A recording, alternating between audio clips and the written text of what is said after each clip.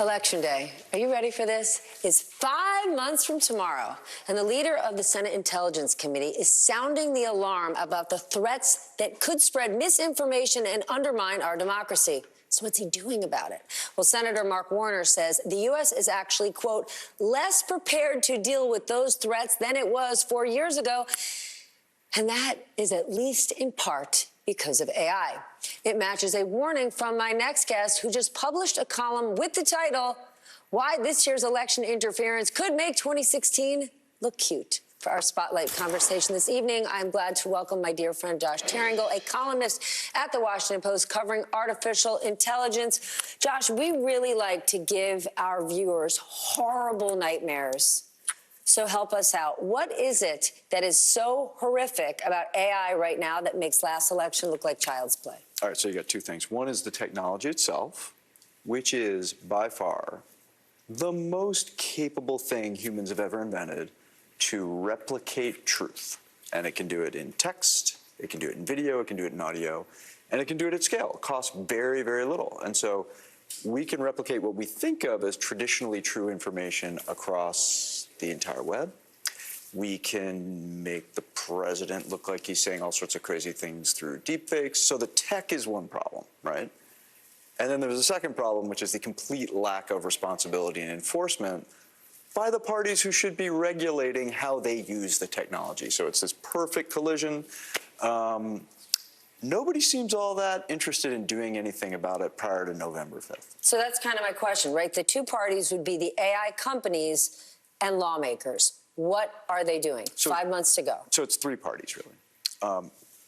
First is the AI makers. And so with the AI makers, and this is OpenAI, which is run by Sam Altman, Anthropic, all those companies are saying we are very concerned about the capabilities of AI to do great things and to do negative things. We are very concerned.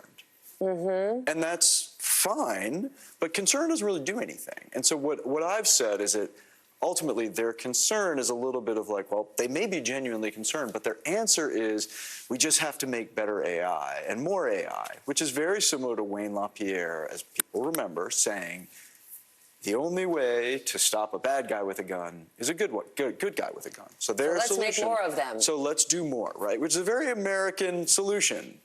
Let's not regulate it. Let's make more commerce, and eventually we'll sort of commerce our way out of it. So that's where they are right now, right?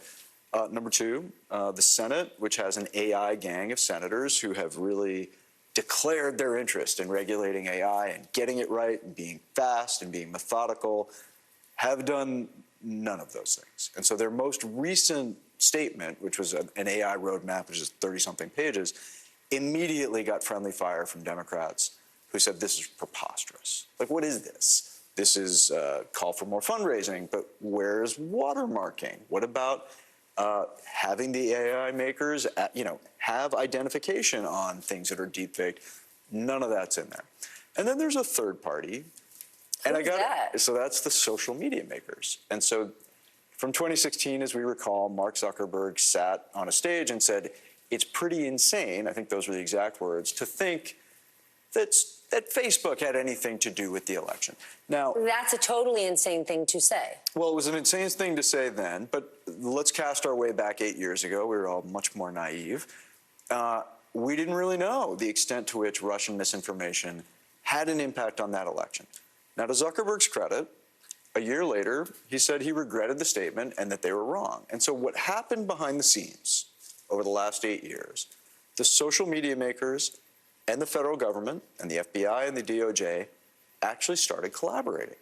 And so when they would spot misinformation... Well, they know each other really well, given all the lobbying dollars Zuckerberg spends in Washington. Well, and also all the prosecutions that go. So they certainly know each other, but they seem to have actually found what they refer to, a couple of people refer to as glasnost, right?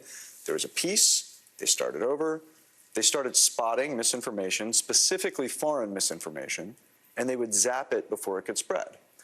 All of this was going great until last July, when two Republican attorney generals filed suit claiming that this kind of behavior was actually a censorship regime, and that you can see a world in which a president, possibly one with some sort of narcissistic disorder, would call a social media company tell it to take stuff down, claim it was misinformation, and that could be perceived as censorship. Court held that they were correct. And so the Supreme Court is ruling in a case called Murphy versus Missouri in the next few weeks. But for the last 8 months, there has been zero communication between the social media makers and the DOJ and the government about misinformation.